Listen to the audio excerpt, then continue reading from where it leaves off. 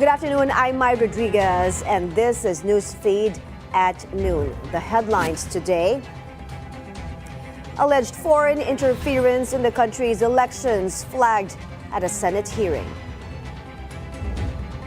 Thousands line up in St. Peter's Basilica to pay their final respects to Pope Francis. Eala makes history once again at the WTA 1000.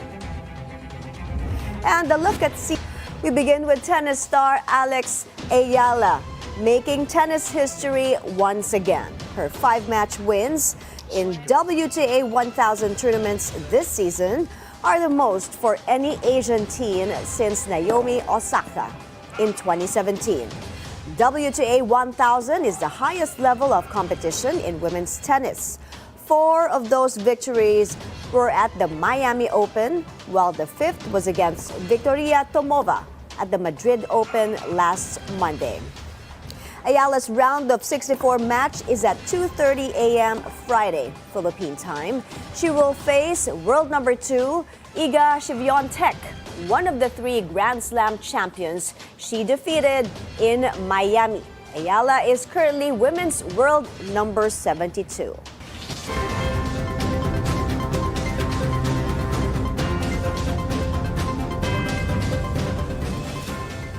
Duterte no more, as former President Rodrigo Duterte endorses 2 more senatorial candidates. The full story from our correspondent, Hanati. The Dutertes may not be together on stage, but heading into the midterm elections, they're campaigning full force. Despite his detention, former President Rodrigo Duterte continues to shape the race. His son, Davao City Representative Paulo Duterte, is now in The Hague, Netherlands, and confirms his father's final endorsements. Retired Marine Colonel Ariel Querubin and former Senator Gringo Hunasan, which officially expands the original PDP Laban Duterte slate to 12. Pinapaalam niya sa buong sambayan ng Pilipino na patuloy po raw suportahan ang PDP Laban Duterte Senators plus 2. Final niya in-endorse ngayon sa loob, pinapaalam sa inyo si Querubin pati si Hunasan. Hunasan once spearheaded a signature campaign for Duterte's release from ICC custody. And Querubin, who once challenged the drug wars timeline early on, now joined the ranks of the Duterte-aligned candidates. While the former president builds his lineup from detention, his daughter, Vice President Sara Duterte, takes a different path. In an interview, she earlier said her endorsements for Senator Amy Marcos and Representative Camille Villar were personal and there was no consultation with her father. But she insists PDP Laban senatorial slate should win. Hindi na ako magpaligoy-ligoy pa, diretso ninyong iboto ang 10 kandidato ng Duterte. Duterte's youngest daughter, Kitty, will also join the national campaign for the first time, not just as a family member, but as a first-time voter who's now 21. Hannah T., Billionario News Channel.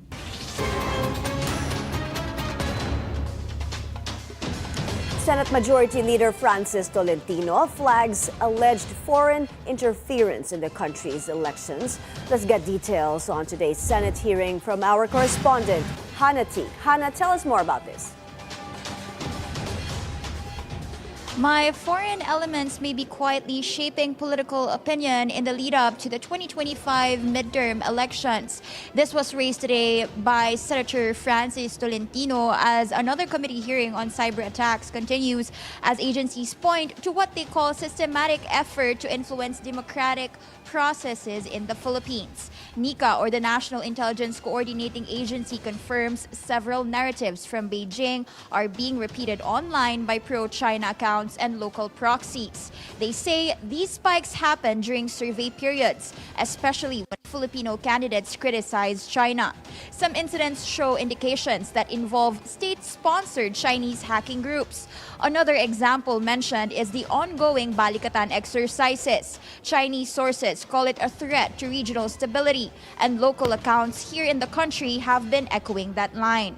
It was also revealed that around 15 government agencies have been targeted by cyber attacks, including the Justice Department and the Department of Foreign Affairs. Officials say the most concerning tactic now is the use of insider threats, meaning malware or hacks initiated from inside the agency by infiltrated employees. It worried Tolentino since agencies say there's no continuing clearance system for personnel who have access to critical information once they're employed. NICA now recommends the creation of a national cybersecurity agency to centralize defense and monitor vulnerabilities in the country. Mai? Hannah, you've mentioned around 15 government agencies being targeted and hacked. What is the clear indication or extent of the damage of hacking? They're actually Chinese threat actors that, based on NICA's investigation, they breached a government site in July 2024 and exfiltrated over 3.63 gigabytes of data. We're talking about internal documents, employee records, IDs, and addresses, and also biometrics being quietly stolen and possibly used to influence policy. And so for the committee, it's not just a form of hacking, but a digital form of espionage, and Tolentino is alarmed that it's already happening. Back to you, Mai. Thank you. Hanati reporting to us live from the Senate. Meanwhile, a code of conduct in the South China Sea could finally be completed by next year. DFA Secretary Enrique Manalo made that remark during a symposium on maritime security at the Manila Hotel. Francis Falve is there. He joins us now on the line for details. Francis, what's the latest? Yes, Mai, the Philippine Navy, through the Office of the Naval Strategic Studies and Strategy Management, is hosting the 10th iteration of the Maritime Security Symposium 2025 with the theme, The Complete Picture, a 360 degrees outlook on Philippine maritime security. Navy Vice Commander Major General Edwin Amador gave the opening remarks. Topics that were discussed this morning include the archipelagic responsibilities in defense of a crucial waterway in the north, navigating current maritime security realities in Sulu-Celebes seas, and access to our northern and southern maritime domain in the event of crisis. In a speech, Foreign Affairs Secretary Enrique Manalo stressed the importance of diplomatic process in resolving conflicts, including the one with China over our territorial dispute over the West Philippine Sea. He mentioned that the Code of Conduct will be completed by 2026 when the country hosts the ASEAN Summit.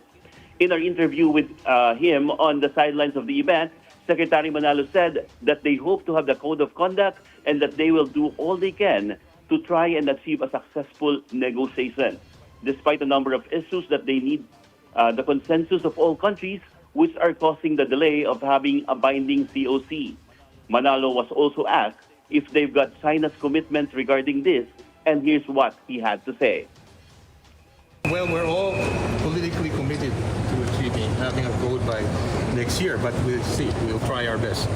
Even China, sir, did they explicitly say that they are in favor to have a... Yeah, everyone's agreed that we don't like to have a code by 2026, but we have to agree. And meanwhile, Secretary Manalo also confirms that Japan Prime Minister Ishibu Shigeru will visit the country next week. Mai? Francis, did the Secretary say anything about the significance of the Japanese Prime Minister's visit?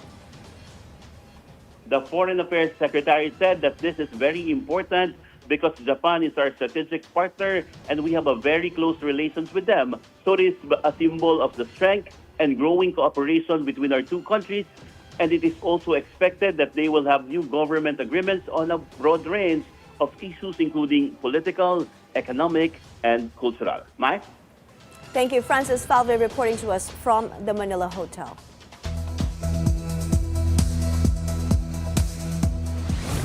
Thousands lining up in St. Peter's Basilica to pay their final respects to Pope Francis. The Pope's body will lie in state until Friday evening ahead of his funeral on Saturday. President Bongbong Marcos is among the many world leaders who will attend the funeral. Saturday also marks the start of 9 days of mourning for Francis. This means prayer events will be held daily in St. Peter's Basilica until May 4. Meanwhile, the conclave, which will elect the new pope, is expected to start sometime between May 6 and 11.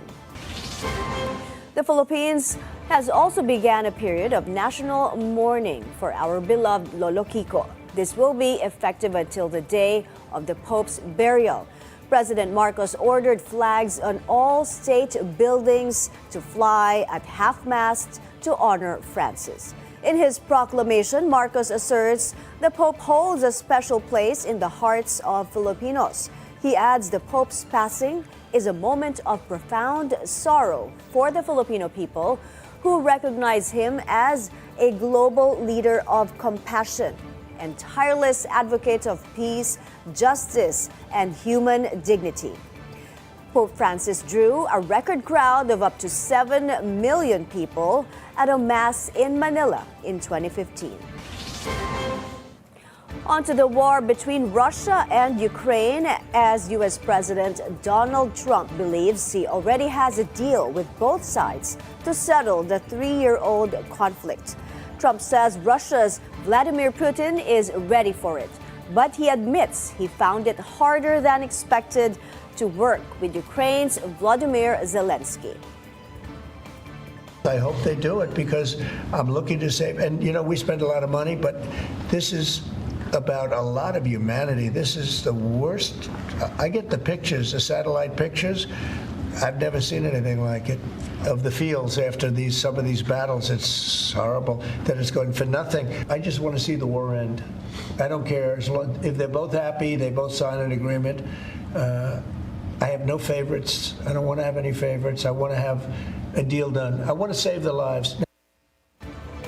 White House officials earlier said a peace deal remained elusive and that Trump, frustrated with Zelensky, could walk away from the peace talks. President Donald Trump says he would like to keep the world's richest man, Elon Musk, for a long time. Musk previously said he would like to reduce his government time commitment to 1 or 2 days a week so he can focus on his battered electric car company, Tesla. Trump claims Musk has been treated very badly by the public.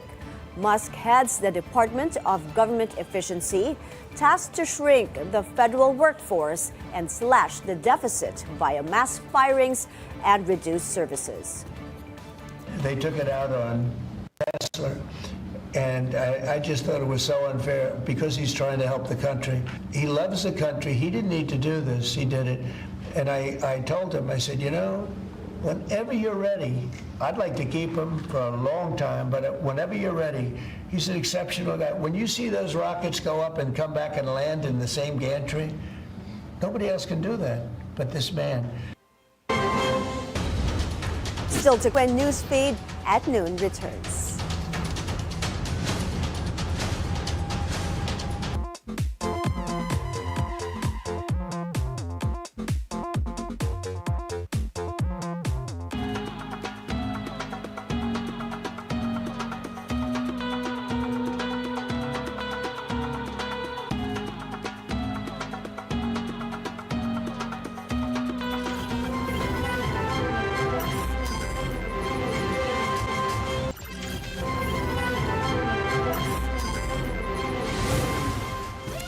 You're back in Newsfeed at noon. The De La Salle Lady Spikers staging a great escape against the Adamson Lady Falcons in UAAP season 87. The girls from Taft survived the Lady Falcons in a 5-set thriller at the Mall of Asia Arena. Taft Towers' Angel Canino and Chavana Laput combined for 43 points as they spoil a 35-point outing from Adamson super rookie Shaina Natura. In the first game, the USC Golden Tigresses complete the Final Four cast. The girls from España beat the UP Fighting Maroons to reach the semifinals. Angge Poyos led the Tigresses with 19 points, while libero Det Pepito had 23 excellent digs. From the Terraflex to the hardcourt, Barangay Ginebra San Miguel flexing its might against the Terra Firma Jeep in the PBA Philippine Cup. The Gin Kings crushed the Jeep by 21 points Wednesday at the Araneta Coliseum, 101-80. Veteran big man Japet Aguilar led Ginebra with 30 points. Up next for Ginebra, a showdown against sister team, the San Miguel Beermen on Friday, still at the Big Dome. In the first game, the NLEX Road Warriors gave the Grand Slam-seeking TNT Tropang 5G a rude welcome in the All-Filipino Conference. Final score 91-74. The Young Guns took over with Best Player of the Game JB Bajío leading the Road Warriors with a double-double of 13 points and 12 rebounds. In entertainment, Idris Elba and John Cena team up for a new action-packed survival comedy. They star in the upcoming Prime Video film Heads of State, where they play two government leaders who must set aside their rivalry to save the world. Also in the cast, Priyanka Chopra and Jack Quaid. Here's a peek. Heads of State comes out on Prime Video on July 2. We also got the first trailer for Season 2 of the hit Netflix series Wednesday. The show follows Wednesday Addams, played by Jenna Ortega, as she returns to Nevermore Academy, now run by a new principal. The first batch of episodes arrives in August, while Part 2 will be released in September. Here's a look. We're taking another breather. Up ahead, France now holds the world record for the longest strawberry cake. The details when we return. Stay with us.